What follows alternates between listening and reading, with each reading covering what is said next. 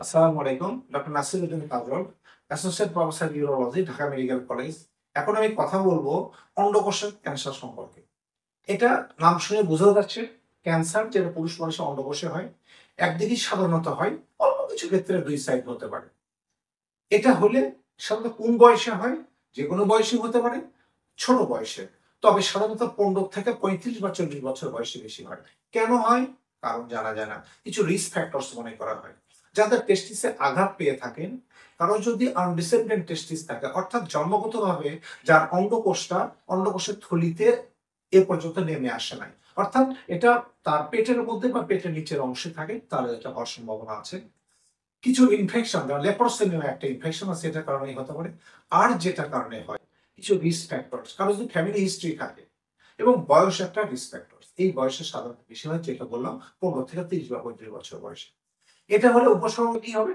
রোগী এসে বলবে যে আমার অন্ডকোষটা ফুলে গেছে এবং ব্যথা নেই, সাধারণত ব্যথাবিহীন ভাবে ফুলে যায়। অনেক সময় রোগী বলে আমার এই অন্ডকোষটা অনেক ভারী ভারী মনে হয়। অল্প কিছু ক্ষেত্রে এখানে ব্যথা বা অস্বস্তি বা ডিসকমফোর্ট থাকতে পারে, এবং তলপেটের সাধারণত একটা অস্বস্তি বা ব্যথা থাকতে পারে।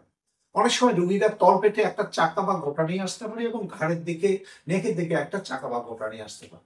এই উপসর্গ নিয়ে আসলে আমরা সাধারণত রোগীকে পরীক্ষা করি, শারীরিক পরীক্ষা করি। আমরা নর্মাল টেস্টের সাথে যে পাশে হয়েছে দুটো আমরা দেখি, পরীক্ষা করি, করে আমরা দেখার চেষ্টা করি, এবং রোগীর পেট এবং অন্য জায়গা আমরা পরীক্ষা করে দেখি যে আর কোথাও কোনো চাকা বা গোটা আছে কিনা। যদি আমাদের উপসর্গ শুনে রোগীর শারীরিক পরীক্ষা করে মনে হয় যে ক্যান্সার হওয়ার সম্ভাবনা আছে, তাহলে আমরা কিছু পরীক্ষা করি, যেমন টিউমার মার্কার করি এবং একটা আল্ট্রাসাউন্ড করি। এগুলো দেখে যদি মনে হয় যে ইয়েস ক্যান্সার হওয়ার সম্ভাবনা বেশি, তাহলে রোগীকে আমরা কাউন্সেলিং করি যে আপনি এই ধরনের টিউমার হয়েছে, এটা আপনি চিকিৎসা করতে হবে। এবং এটা এমন একটা রোগ, আপনি যদি চিকিৎসা করেন আপনি কিওর হয়ে যাবেন, যদি এটা শুরুর দিকে ধরা পড়ে। এগুলো শুনে রোগী রাজি হইলে তখন প্রথম যে চিকিৎসা আমরা করি, সার্জারি করি। অর্থাৎ যে পাশে এটা টিউমার হয়েছে সেই অন্ডকোষ আমরা কেটে বের করে নিয়ে আসি, নিয়ে এসে এটা আমরা পরীক্ষায় পাঠাই। পরীক্ষা যখন হিস্টোপ্যাথোলজি রিপোর্ট আসবে, দুটো জিনিস আমরা এখান থেকে জানি। ক্যান্সার বলে দেবে আছে, যদি ক্যান্সার থাকে, এবং ক্যান্সার হলে কোন ধরন সেটা বলে দেবে। এদের সেমিনোমা আর টেরাটোমার অন্য কোনো ধরন আছে কিনা সেটা বলে দেবে। কারণ এই ক্যান্সার এবং ধরন এর সঙ্গে আমরা দেখি এটা শরীরে কতটুকু তাদের বিস্তৃতি লাভ করেছে। এটা দেখার জন্য আমরা কিছু পরীক্ষা করি। একটা সিটি স্ক্যান করি পেটের বা বুকের বা ব্রেনের সিটি স্ক্যান করি, বন স্ক্যান করি, অন্যান্য পরীক্ষা লাগলে আমরা এগুলো করে বিস্তৃতি দেখার চেষ্টা করি।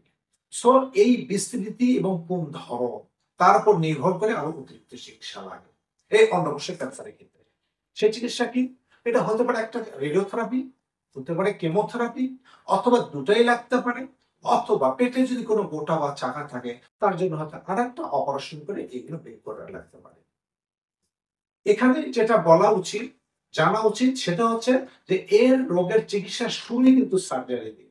অনেকে হয়তো বলবে যে না টিউমার, এটা অপারেশন করো না, তোমার অন্ডকোষ কেটে ফেলে তো বাচ্চা হবে না, তোমার সেক্স নষ্ট হবে, এগুলো ভুলে যান। প্রথম আপনার জীবন, আপনার লাইফ যদি বেঁচে থাকে সবই আপনার দ্বারা সম্ভব। আপনার লাইফ যদি বেঁচে না থাকে কিসের সেক্স আর কিসের বাচ্চা হবে? সো যদি ক্যান্সার ধরা পড়ে, ডাক্তারের কথা শুনে ডাক্তার যে চিকিৎসার কথা বলবেন সেই চিকিৎসা আপনি আগাবেন, এবং পর্যাপ্ত পরিমাণ চিকিৎসা করবেন। অনেক রোগী আছে হয়তো অপারেশন করলেন, পরে আর চিকিৎসা করলেন না, খারাপ হয়ে যাবে। আবার কেউ অপারেশন করে কেমো বা রেডিওথেরাপি শুরু করলেন, অল্প কিছুদিন করে আর চিকিৎসা করেন না, খারাপ হয়ে যাবে নিশ্চয়ই। এখানে বিভিন্ন সমীক্ষায় দেখা যায় যে রোগীরা ক্যান্সার শুরুতে আসেন এবং পর্যাপ্ত পরিমাণ চিকিৎসা করেন, সেখানে 5 বছর তাদের বেঁচে থাকার সম্ভাবনা 95%। আর যখন তার চেয়ে একটু অ্যাডভান্স অবস্থায় আসেন, হয়তো একটু ছড়াইছে, সেখানে 5 বছর বাঁচার সম্ভাবনা কমে যায়, অর্থাৎ 70% হয়। আরো যদি অ্যাডভান্স হয়, শরীরের অন্য জায়গায় আছে, তাহলে এখানে বেঁচে থাকার সম্ভাবনা কিন্তু 30% চলে আসে। সো এটা বুঝতে পারছেন যে কোন রোগীর যদি আমরা শুরুর দিকে ধরা পড়ে, তাহলে কিন্তু তার এটা রোগটা নিরাময় হওয়া সম্ভব, এবং বেশি দিন বেঁচে থাকা সম্ভব, ভালো থাকা সম্ভব। তবে চিকিৎসাটা করতে হবে, যে চিকিৎসা প্রয়োজন সেটাই, এবং সেটা পর্যাপ্ত পরিমাণে করতে হবে। সো এই যে আমরা সমীক্ষা বললাম, এখান থেকে বোঝা যায় যে রোগ ধরা পড়লে আপনি ডাক্তারের কথা মতো চিকিৎসা করবেন, ভালো থাকবেন। এখানে একটা কথা অনেক রোগীরা এসে বলে যে আমরা কিভাবে এই অন্ডকোষের ক্যান্সার প্রতিরোধ করবো। আসলে যেহেতু কোনো কারণ জানা যায় না, সেই হিসেবে আমরা কিন্তু কোনো প্রতিরোধের কিছু বলতে পারি না। তবে আমরা কিছু উপদেশ দিই। যে আপনারা নিজেরাই মাঝে মাঝে অন্ডকোষটা পরীক্ষা করে দেখবেন। যদি দেখা যায় কোনো গোটা বা চাকা মনে হয়, আপনি দ্রুত কোনো ইউরোলজিস্ট দেখাবেন, আমাদেরকে দেখাবেন। আমরা তখন শারীরিক পরীক্ষা করে যদি আমরা নিশ্চিত হই যে এটা টিউমার, তাহলে ওর জন্য আমরা পর্যাপ্ত এবং খুব আর্লি একটা চিকিৎসা করার চেষ্টা করি। যেহেতু আমরা বললাম কোনো চিকিৎসা, অন্ডকোষের ক্যান্সার চিকিৎসা যদি শুরুতে হয় এবং পর্যাপ্ত পরিমাণে হয়, তাহলে রোগের সাধারণত নিরাময় হয়, অর্থাৎ ক্যান্সার থেকে মুক্তি পায়। খুব কম ক্যান্সার আছে শরীরে যেটা চিকিৎসাটা নিরাময় করা সম্ভব, বাট এই একটা ক্যান্সার যেটা যদি আপনি শুরুতে চিকিৎসা করেন, পর্যাপ্ত চিকিৎসা করেন, নিরাময় করা সম্ভব। সো এটা প্রতিরোধ করা কিছু নেই, আপনার সচেতনতাই আপনাকে এটা প্রতিরোধ করতে হেল্প করবে, অথবা আপনাকে খুব ভালো একটা চিকিৎসা পেতে হেল্প করবে, যেটা করলে আপনি ভালো থাকবেন। ধন্যবাদ।